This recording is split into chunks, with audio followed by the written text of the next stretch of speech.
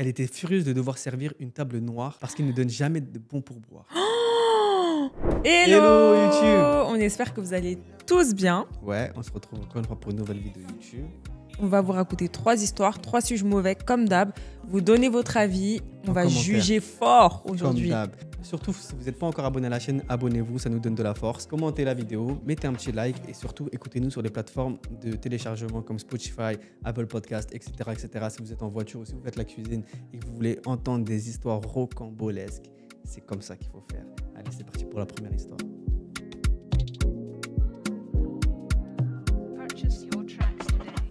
Suis-je mauvaise pour dénoncer mon patron après qu'il m'ait forcé à assister à une réunion alors que je savais que j'étais en train d'accoucher? Quoi? Compliqué, mais t'inquiète, tu as capté. Je travaille dans mon entreprise depuis 5 ans et jusqu'à récemment, j'aimais mon travail. J'étais enceinte de 8 mois lorsque cela s'est produit, il y a environ 1 mois. Et j'ai commencé à avoir des contractions au travail. Comme j'étais pas encore à mon 9e mois, je pensais qu'il s'agissait simplement de contractions de Braxton X parce qu'elles n'étaient pas très intenses. Je t'explique.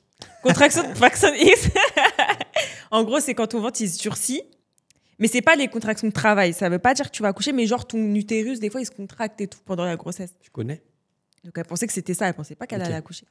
Une semaine auparavant, j'avais eu des contractions de Braxton X et j'étais allée à l'hôpital, mais il s'agissait d'une fausse alerte. Cette fois-ci, j'étais au travail lorsque les contractions ont commencé le matin et j'ai de nouveau pensé qu'il s'agissait de ça.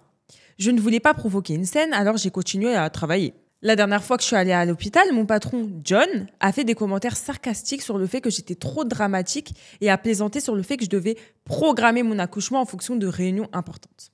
Genre en rigolant, surtout de la rigolade. Je souffre d'anxiété sociale et j'ai tendance à accepter les remarques des gens sans réagir, alors j'ai accepté.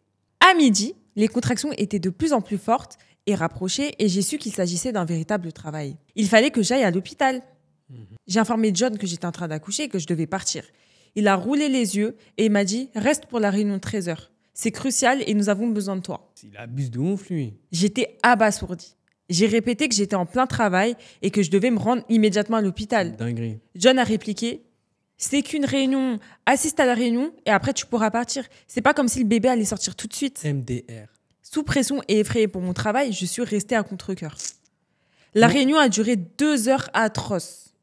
À la fin, j'avais tellement mal que je pouvais à peine marcher. Je suis finalement partie et je me suis rendue en voiture à l'hôpital où j'ai été admise immédiatement. Mon mari est arrivé 30 à 40 minutes plus tard car il était à l'autre bout de la ville pour une réunion. Ma fille est née plus tard dans la soirée, heureusement en bonne santé malgré le retard. Lorsque j'ai raconté à mon mari ce qui s'était passé, il était furieux et a insisté pour que nous signalions John au service des ressources humaines. Il faut le faire virer, lui. Je te jure. J'ai hésité parce que je voulais pas mettre mon travail en péril, mais j'ai reconnu que c'était la meilleure chose à faire. Les RH ont été consternés et m'ont assuré qu'elles s'occuperaient de la situation. Depuis, John a été suspendu dans l'attente d'une enquête. Vous savez c'est quoi le comble? Au cours de l'enquête, il est apparu que John avait envoyé un courriel à l'ensemble du bureau pendant mon accouchement, se plaignant de mon manque d'engagement et se moquant de moi parce que j'avais réagi de manière excessive. MDR. Il a même laissé entendre que je me servais de ma grossesse comme d'une excuse pour m'absenter du travail. MDR. Aujourd'hui, mes collègues m'en veulent en disant que j'ai réagi de manière excessive et que j'aurais dû me résigner pour le bien de l'entreprise. J'ai même reçu des messages et des courriels de quelques collègues disant que j'avais ruiné la carrière de John et qu'il ne faisait que son travail. L'un d'entre eux m'a même dit que j'aurais dû tenir le coup, comme l'a fait sa femme pendant la grossesse. MDR. Le stress engendré par toute cette épreuve m'a empêché de profiter de mes premiers jours avec mon nouveau-né. Je me remets constamment en question et je me sens coupable, même si je sais que j'ai fait ce qu'il y avait de mieux pour mon bébé et pour moi. Je me retrouve isolée au travail, les gens me regardent de travers et chuchotent à mon sujet. Alors, est-ce que j'ai été mauvaise de dénoncer mon patron? Fallait le balancer fort. Tu sais, les gens comme ça, là, c'est eux qui te font une pression mentale constante et c'est à cause de eux ensuite que toi, tu vas mal. Faut le faire virer, ce mec-là. De ouf. Faut le faire virer fort. Déjà, c'est ce genre de mecs en temps normal qui font ça. Et là, en plus, t'es enceinte, t'as accouché le soir même. Un accouchement, ça prend peut-être des fois plus de temps que ça. C'est-à-dire là, t'es en plein travail. Et lui, il sait ça fait quoi ça? Les contractions? Non, parce que moi, je sais. Non, mais sérieux. Non, mais c'est un truc de ouf ce qui s'est passé. Ouais. Et comment ça, tu te sens pas... Tu te sens... Toi, déjà, désolé, hein, mais tu sais que là, c'est tes contractions de travail et tout. reste pas à la réunion. Ouais, aussi, elle a T'es trop abusé. gentil. Ouais. Les gars, dans la vie, Faut s'imposer. T'es trop gentil. Faut s'imposer. T'as été trop gentil. Et excuse-moi, je te coupe, mais moi, ce qui me fout le plus le seum, c'est que tu vois, souvent, les personnes qui font de la pression comme ça, psychologique, elles savent à qui le faire. Elles le font à des personnes qui, en général, ont peur de s'imposer, sont timides, mettent pas en avant leur caractère, tu vois. Et c'est pour ça que dans la vie, il faut montrer qui on est, il faut s'imposer, il ne faut pas se laisser faire. Et elle aurait dû partir directement et elle aurait dit gros, je suis en train d'accoucher, qu'est-ce que tu me racontes? En vrai, je m'en fous de ton taf, moi j'en ai rien à faire. C'est au-delà, c'est ta santé physique et celle de ton bébé qui.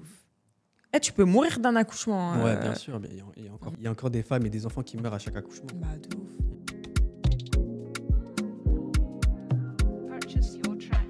Suis-je mauvaise pour ne pas avoir donné de pourboire après avoir entendu ce que la serveuse a dit de moi? Bah non. J'étais au restaurant hier soir avec ma mère. Elle rencontrait la mère de mon petit ami pour la première fois. Ah ouais, les présentations. Nous sommes ponctuels, nous sommes donc arrivés environ 30 minutes avant notre réservation. Nous nous sommes assis sans problème. La serveuse a mis 20 minutes pour arriver à notre table, alors que le restaurant était plutôt vide. Ça fout. Ah ouais, ça fout la rage. Tout de suite, j'ai vu qu'elle ne voulait pas nous servir. Elle ne nous a pas dit bonjour, elle nous a simplement demandé ce que nous voulions boire. Nous lui avons dit, et j'ai remarqué qu'elle n'avait pas noté notre commande. Il a fallu encore 15 minutes supplémentaires pour que nos boissons arrivent à notre table. Ah ouais. Elle n'était pas bonne. Franchement, il faut partir les trucs comme ça. Ouf. Ma mère m'a fait remarquer qu'elle n'avait pas commandé de Pepsi, et la serveuse a roulé des yeux, a pris le verre de ma mère et a disparu.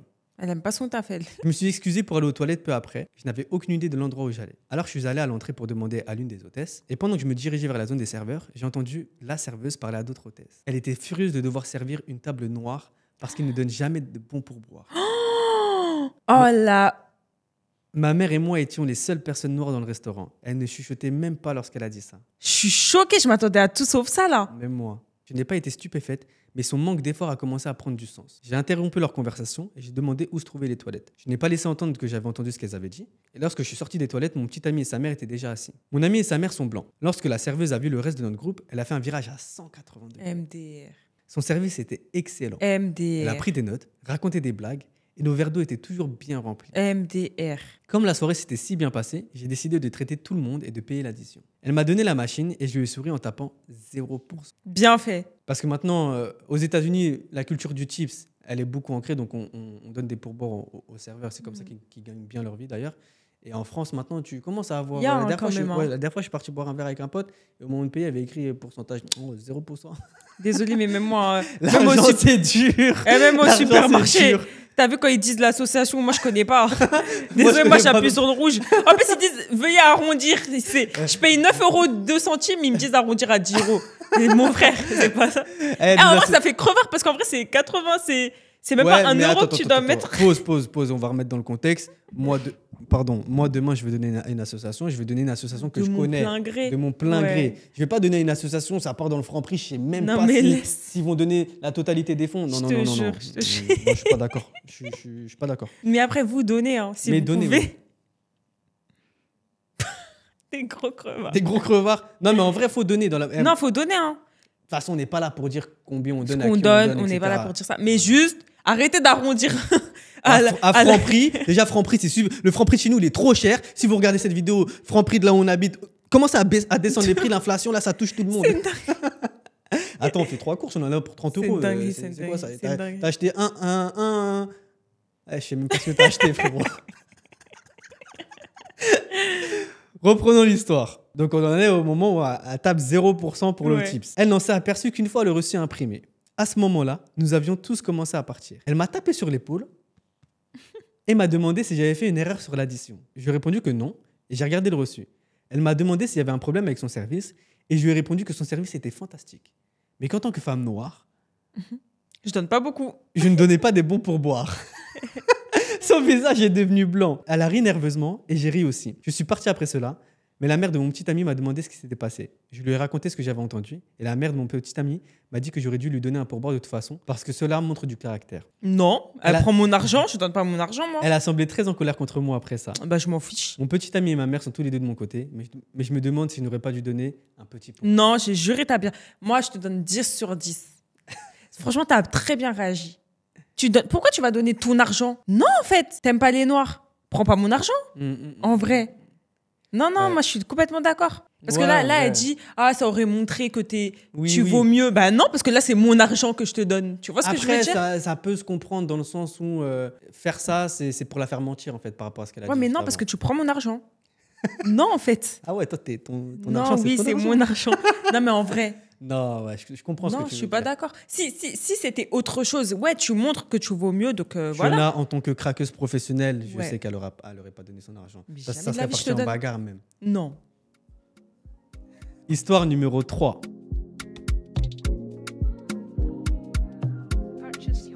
Suis-je mauvais pour avoir signalé le manque d'hygiène de ma petite amie? Ok, vas-y. Je suis avec ma copine depuis 7 mois. Elle est tout. Intelligente, gentille, attentionnée et magnifique à mes yeux. Waouh. Ouais, waouh. À toi. Il est gentil. Cependant, elle a une hygiène pire que celle d'un néandertalien. Moi, c'est dead, red flag, ciao, bye bye. Elle vit dans un studio, donc c'est petit. Depuis que j'ai commencé à sortir avec elle, j'évite de passer du temps là-bas parce que c'est toujours sale. Ok. Mais j'ai jamais rien dit parce que c'est chez elle. Elle ne se douche pas souvent, au point que je ne veux pas faire l'amour avec elle si elle n'a pas pris de douche récemment. Ok.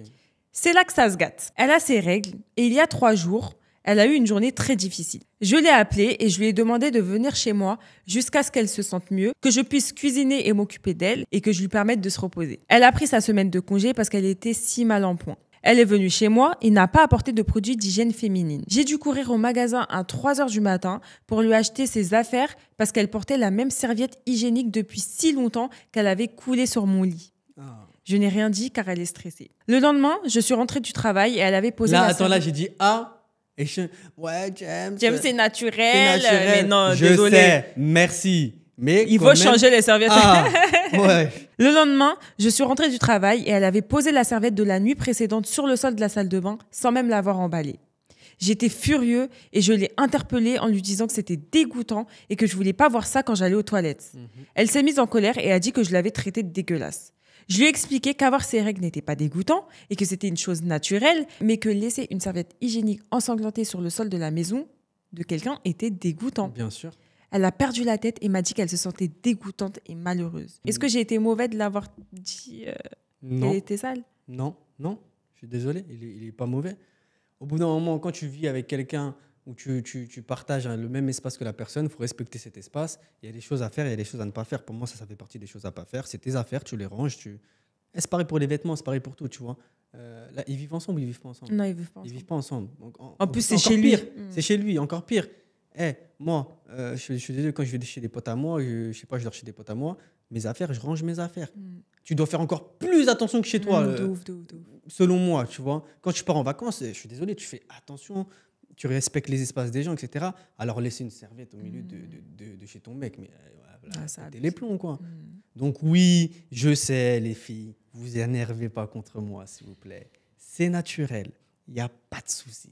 Mais quand même un minimum de respect pour la personne avec qui elle vit. Bref, en tout cas, j'espère que vous avez kiffé ces 3 histoires. Ouais. N'hésitez pas à donner votre avis. Abonnez-vous à la chaîne. C'est très important. Faut faire les 50 000 là. J'espère qu'on aura dépassé les 50 000 à cette vidéo. Je pense pas, mais on va les dépasser. Écoutez-nous sur Spotify, Apple Podcast, Deezer, Amazon Music. Et voilà. On se retrouve pour une prochaine vidéo. Peace.